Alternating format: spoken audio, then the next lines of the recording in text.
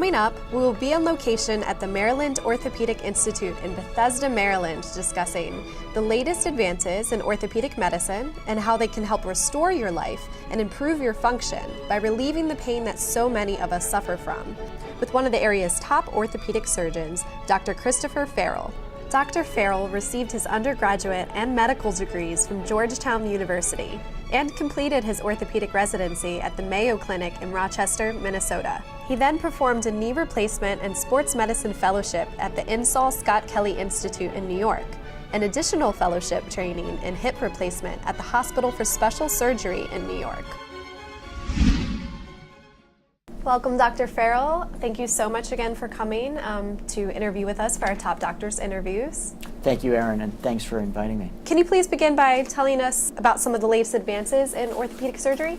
Sure. There's been a lot of advances, especially in hip and knee replacement over the last several years.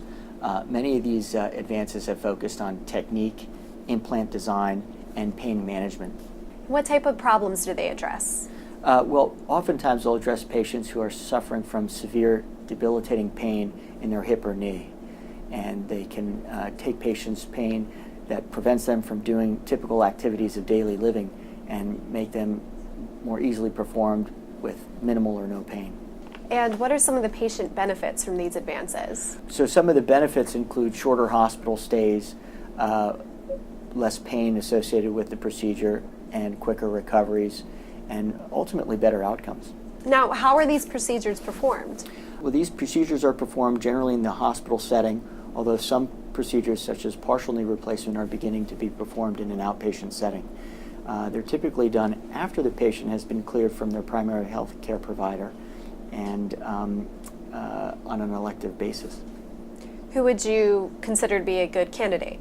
So a good candidate would be someone with severe debilitating arthritis in their hip or knee, who has failed multiple non-surgical procedures, perhaps medicines, injections, physical therapy, but continue to have persistent pain that limits their activities of daily living. How exactly do you diagnose patients for these procedures? Patients typically present to my office with pain. They tell me typically that they can't do certain things like climb stairs easily, walk longer distances, put on their socks and shoes easily, and they're having more and more difficulty performing these simple tasks. And the diagnosis is generally easily made on an x-ray and physical exam and history. Occasionally, additional tests such as an MRI may be necessary. Now we're going to meet one of Dr. Farrell's patients, Kathy, to talk about her experience at the Maryland Orthopedic Institute. Welcome, Kathy. I want to thank you so much again for taking the time to meet with us and share your experience. Thank you. To start out, can you please tell us what problems you're experiencing prior to coming to Dr. Farrell?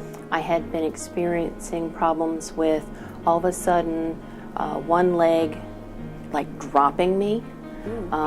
Be walking along and all of a sudden it would give. I'd catch myself. It's not like I would fall, but it was just a little unnerving. And I also got to the point where I had intense pain in my back. And I finally, how I ended up coming, I was actually seeing a different doctor. This was in a previous practice. Okay. And it was a group practice. And I went to the other doctor going, make the pain in my back stop, stick a needle in it, something. And good news is, it's not your back. Bad news is, this is what needs to happen. What exactly did you have done? I actually ended up having bilateral hip replacements done. First one in April, and then second one in August of 2010. And how did you feel about those results? Bottom line, wonderful. I do ballroom dance for a hobby, and 6 weeks after the second one, I was cleared to dance. 11 weeks, I was back on the competition floor. Wow. Can you please describe your experience with Dr. Farrell and his staff? It's been very warm and welcoming. It's been very informative. He's very good about explaining what needs to be done, why it needs to be done, and then mapping out a course of action as to what needs to happen to make it happen. Well, great. So Would you recommend Dr. Farrell to others? Yes, I would highly recommend Dr. Farrell and his staff, but actually, not only would I recommend him, I already have recommended him to other friends. Wonderful. All right, well, thank you so much for taking the time to join us today. You're most welcome. Now we are back with Dr. Farrell. So I just spoke with Kathy, and you changed her life. She's very happy with her experience. She's dancing again, she told me. Yeah, Kathy is doing great. She, when I first saw her, she was really concerned about returning to dancing, and she really couldn't do that with her severe arthritis in both hips. The pain was just limiting her too greatly. And now we have her, several years later, return to competitive dancing. Great. Well, sounds like she had a great experience with you. How long do these type of procedures usually take? The procedures generally take 1 to 2 hours, and the patients who receive a total hip or knee replacement generally in the hospital about 2 days. Partial knee replacements may go home the same day or the next day. Where are they performed? The total hip and knee replacements are usually performed at the hospital. Partial knee replacements and some candidates may be appropriate to be performed at an outpatient setting in a surgery center. What kind of results can be expected? We can say that 90% of our patients will have improvement in pain and improvement in function. I think that it's one of the most gratifying procedures to perform because patients are so happy afterward, and they oftentimes remark, "We should have done it sooner." Now, after the procedures, what type of activities can the patient be expected to participate in? That's a great question because many patients are concerned that they won't be able to return to the activity they enjoy doing. It's generally recommended that we avoid high-impact activity like running, but doubles tennis, walking, golf, swimming, cycling. These are all excellent exercises and activities that patients with joint replacement can participate in.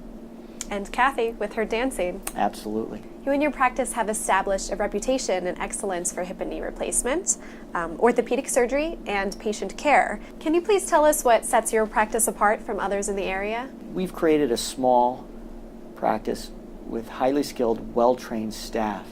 And in this environment, we can better attend to the patient's individualized needs, giving them the appropriate time and attention that they deserve.